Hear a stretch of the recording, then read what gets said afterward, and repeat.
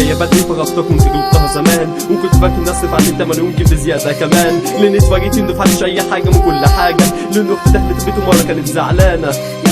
سألتها مالك فيه قالت لي اللي حصل معاها، وكنت ساعتها واقف مكاني مسؤول وحزين، والحزن بياكل في دمي عمال يصيح في عظمي، لان كنت السبب من الاسباب. سبب اني عملت الحكايه دي من زمان، اختي قالت لي تسبب انك معرفتش حافظ عليا من هؤلاء الكلاب، يعني في سبب تاني كمان، يعني انا جزء من كل الاسباب. يا رب كنت تاخدني قبل ما اسمع الكلام ده من اختي، كان في ناس كتير بيحذروني من زمان قبل ما اعمل اللي عملته مع بنات الناس، وريت سمعت كلامهم يا ابن ادم اسمع ده كما تدين تدان،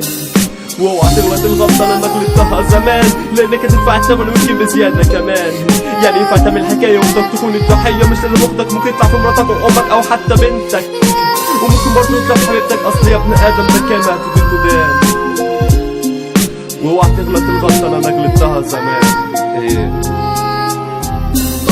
حاولت اصالح اختي بس للاسف ما كنتش عارف، عشان لما غلطت مع البنات من ضميري كنت جايب، ومن ربنا ما كنتش خايف عشان ما كنتش مقتنع انه شايف، كان شايف كل حاجه عملتها وكان صابر عليا منها. انا عمري ما اقول للقدر خلاص اعترفت اني كنت غلط، موصل لي من القدر بيدي المفتاح لكل واحد غدر، ما الدنيا بتبقى صعبه انها تداري بضعفي،